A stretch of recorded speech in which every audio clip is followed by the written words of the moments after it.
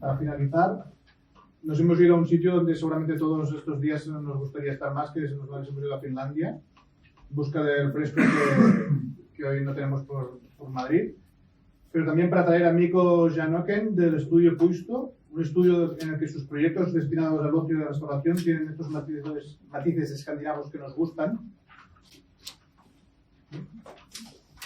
pero también tienen una clara ambición ecológica y de integración en el entorno. De todos los proyectos que hay uno que tiene vistas incluso a las auroras boreales.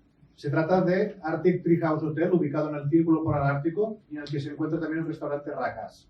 Ambos han resultado premiados por el World Luxury Hotel Awards en 2017 y 2018. Welcome, Mikko. Thanks for coming. Thank you.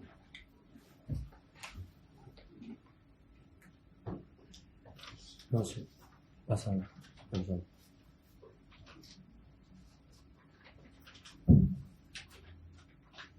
Hola a todos.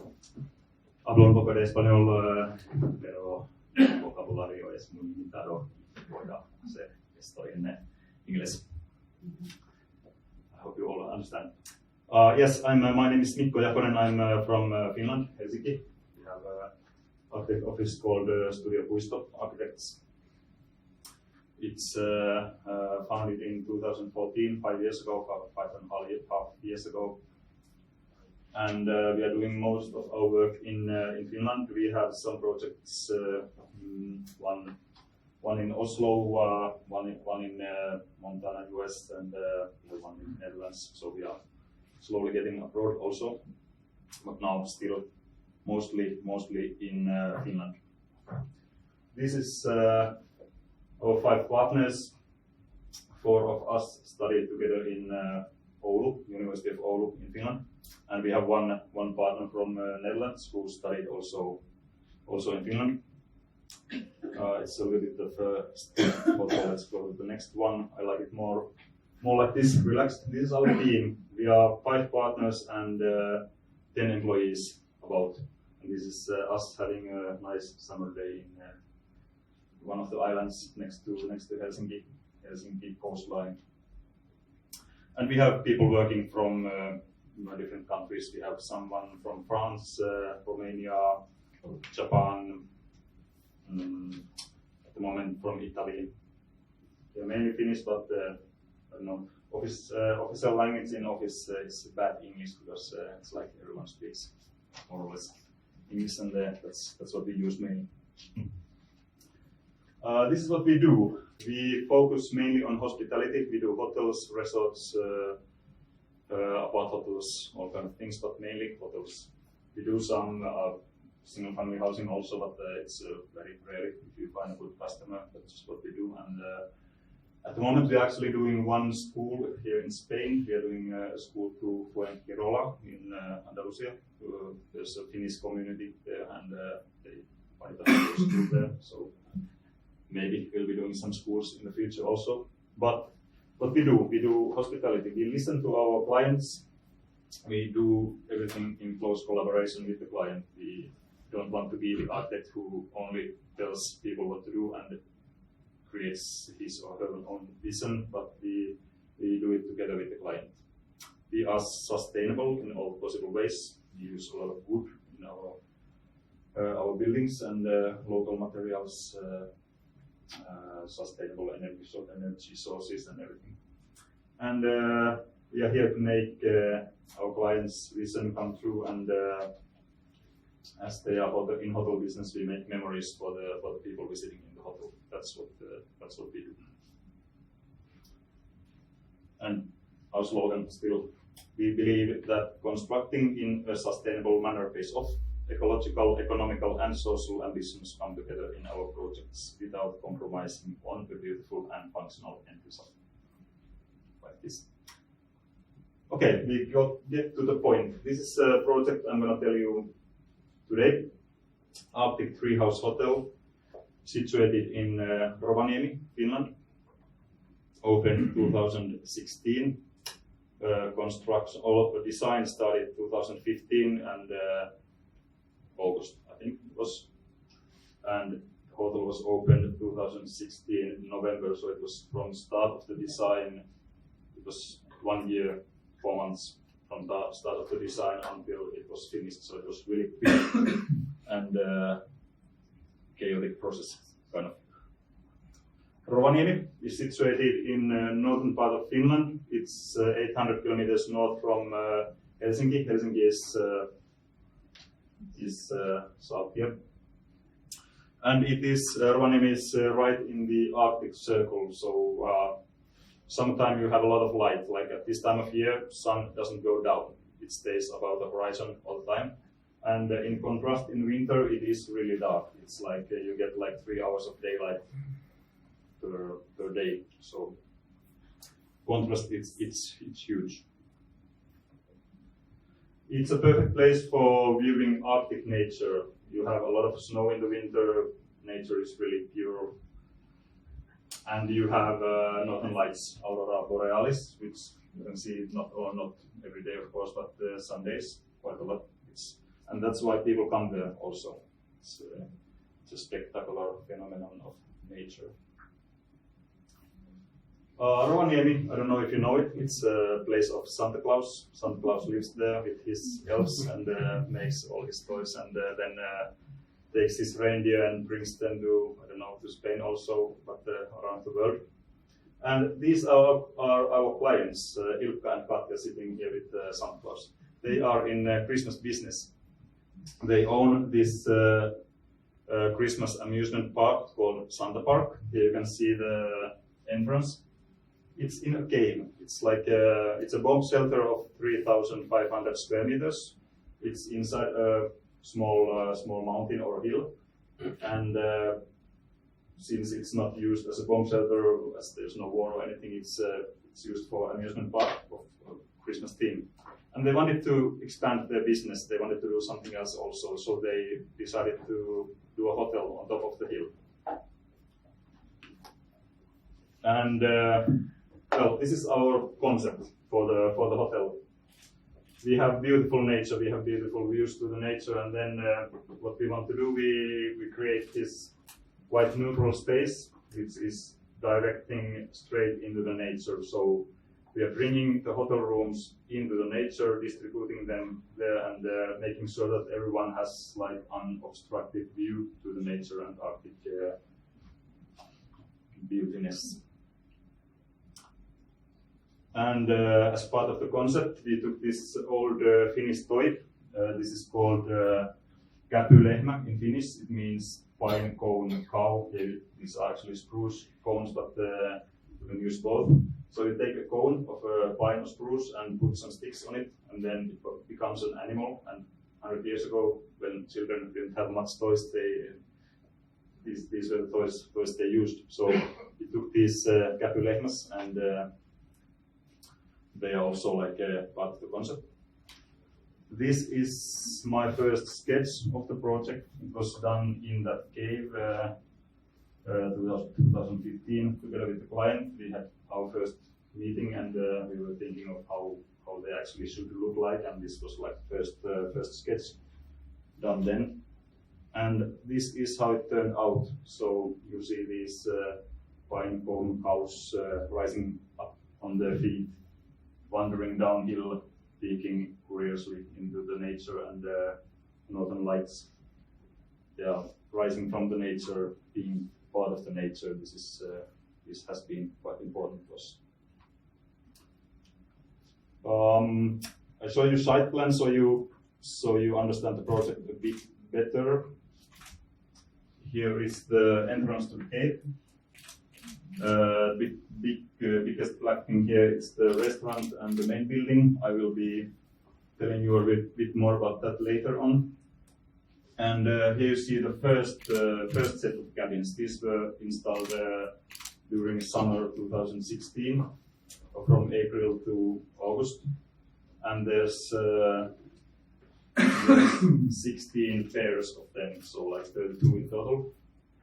And next summer they did these ones which are on dashed line, and now this last summer we actually did a little bit more in here, so it starts to be like 50 rooms or even more at the moment, like 60 something.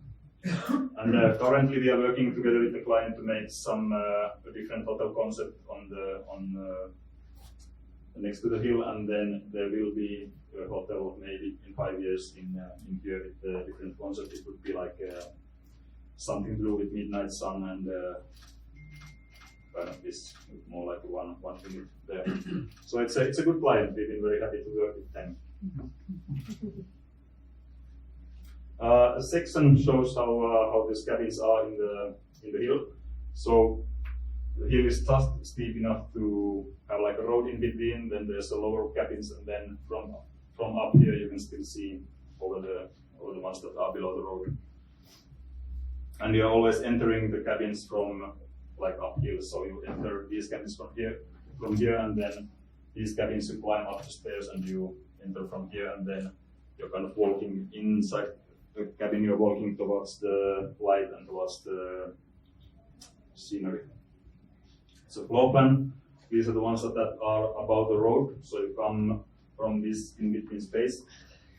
Then you come into this entrance area, which is intimate, dark, quite low space. You have a bathroom there, and then you have cabinets, and on top of the cabinets there's a single bed for kid, or why not an adult also. And then the main space, it's much more lighter materials, lighter colors, and here you have some places to sit, and then you have the bed. Or then there's like alternative that the beds are separated. And the same thing happening below the road, but with the difference that these cabins you can combine. So if there's like a bigger family coming, for example, then you can just open the doors and they use them as a whole. I was here with my family and my parents who were staying in this part, and then I was staying with my wife, and then my son was sleeping in that little bed there above the cabins. Here's an outside image from up the hill. You can see how they are blending in the nature. And you can see the green roof. This was quite important to us because while constructing the cabins you have to dig some ground and you have to remove vegetation. So with the green roof we are replacing the same amount of vegetation as we took away when putting the cabins in. Here you can see they are blending. If you go further away, of course they're blending more, but like you can still see the red walls there, which are taking some influence from the surrounding pine trees. This picture actually shows it much better. So this is a pine tree, and then you have the facade of the building. It's pine also. It's a shingle, like this thin layer of wood, which are placed on top of each other, and then it's just stained red brown. And these cabins are lifted up with concrete columns, and they're actually brought in as one element. So everything is ready. They're ready-made insides. Then they're lifted on a truck, and then the truck drives on the place, and then with the crane we lift them to the columns. So installation was really quick, and this was one of the things that made it really, really fast.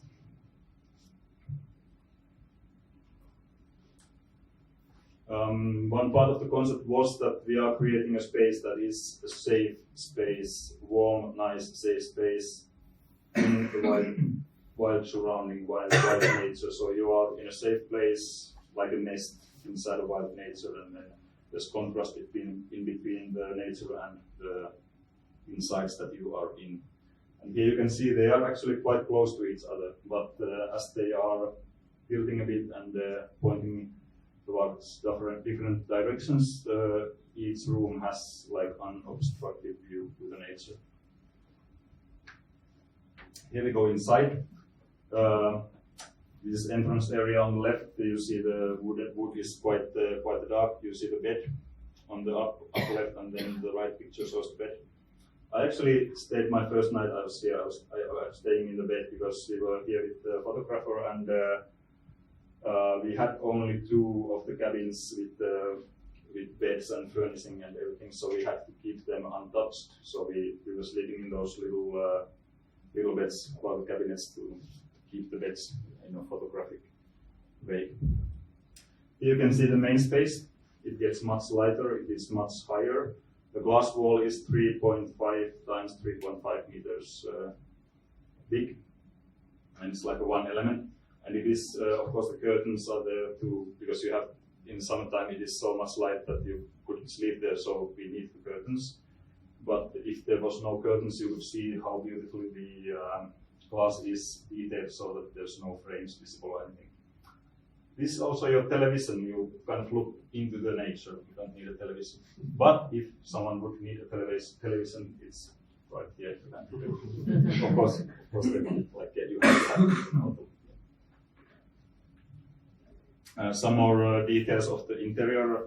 We did also interior design for this. We are trying to do in all our projects, like everything from start until the end. So we can kind of control that it's done how we want to do it. So we are taking colors and schemes and influence from the nature, using colors that are coming from there, and then there's also some elements from like Nordic mysticism, some furry things and everything. This is of course the main season in Lapland. This is winter, and in winter it's the safe nest in the wild nature. It is even more visible than in the summertime. It is a warm place to be in. Winter can be like this. It's like calm, nice, blue moment, or it can be like this. It's snowstorm, and then you really need that warm, nice place to be in. Of course, hotel guests, they have like transportation from the restaurant to the hotel room if they don't want to walk outside. And for example, there's a lot of tourists from China and East Asia, and for them it sometimes is a bit too hard to walk from hotel room to restaurant, like 100 meters. It can be like too much nature for them, because they are from big cities and they don't really know how it is. So there's like transportation possible whenever you need. There can be 1 meter of snow maybe in Rovaniemi. It's not that much, but it's like enough so you can't really walk in the forest. You need skis or snowshoes or snowmobiles or husky ride or whatever, or you can even rent a reindeer. And, they have a lot of these safaris that you go around the nature with the different means. Here's a view from the in-between space to the upper row of the thing. You can see how the frost is sticking on the side of the shingles. Depending on the weather, it can be like this or then something else, but it is really Arctic and cold. It can be like minus 30, minus 40 even in Rovaniemi in winter time. Then we have latest addition to this hotel, what was done just last spring. These are, call them VIP cabins. It's the same size as before. I maybe forgot to say that the hotel room it's 25 square meters, and these ones are 50. So you have a combination of the two. It's always like that. So you have living room functions in one and the bedroom in another one. They're combined. So our client thought that they actually needed bigger ones. They had started to have some important guests who were demanding to have like a bit more space. We wanted to make them a bit different, so instead of shingles, we used this 3D carved paneling, which is stained black, and it's creating somewhat more, a bit of a more luxurious feeling to it. Here you go inside to these VIP cabins, and in the left you actually see better this thing that we wanted to do already in the first cabins, and here it shows just better that we are in a black intimate space, and then we are walking towards light, and then everything opens from there. It's kind of a spectacular thing. On the left you see the living room with custom-made sofas and everything, and on the right there's a view from the living room to bedroom, and behind the bedroom you have this private spa with actually there's a small sauna, a shower, and then a bathtub. And from the bathtub there's a window also to the nature. And this window is done so that you can, with electricity, you can dim it, so that people wandering in the forest don't see inside the bathroom. It's quite necessary actually. Then some words of the main building, restaurant. This is how it was in 2016 when it was constructed. It's made of wooden elements which were brought on site, and this was also constructed from, I don't know, starting from beginning of June and until October. It was really fast. So wall elements, roof elements, and then just put together. And it works like that. You come here, this entrance, and then you enter the main space. Here's a fireplace. That's the central point of the thing. You can understand the whole building by standing here. You see the restaurant, the dining hall, looking like fingers pointing out to the nature. Then you have a reception and a bar desk here, and then here's kitchen, all the technical facilities, and back spaces for the restaurant and offices. And there's your toilets and wardrobe. We actually have already now made an extension. As we have more cabins, we need more space for the restaurant, so there's an extension which is not showing here, but we moved the lobby functions and reception here, and then we get more space here, more place for dining and more space for bar. And this is how it looks outside. So it's kind of the same elements as in the cabins. We are having windows only in the ends of the end walls. And then we have this lace-like white element in between the outer space and you. And in summertime, this works as a terrace, and then they actually have made some extensions to the terrace as well. And this is the main entrance. Then you get in. This is actually now already from the new part. So on the left you see the reception desk and the fireplace and the lounge. And the guests are taken in the lounge, like you don't do your check-in in the desk, but you are guided to sit in the sofa, and then there's a host that comes to you, and you fill in the forms and everything. And then you walk from the lobby, you walk this dark hallway towards the light. You see the fireplace here, and then you come into this main space. It opens high up, and you can see some cabins behind. Maybe they are not visible in this picture, but they are on the side. And the fireplace is like a central thing in the restaurant. We wanted to keep the colors and the interior quite minimal to give some more space for the view and for the food itself, which is quite important. The restaurant is called Rakas, the loved one in Finnish, and the slogan of the restaurant is that they are serving local food with love. So that's what they want to do, and they want to create this cozy home-like atmosphere. By saying local food, they really mean local. Here you can see the picture from the side. There's these cabins on the background, and then on the front you see wild blueberries. There's also some mushrooms, cloudberries, whatever the things you can find in the forest. And all of these things you can eat. It is pure. Of course, we have salmon in our rivers in Lapland. It's really commonly used and one of the main ingredients in these kind of restaurants.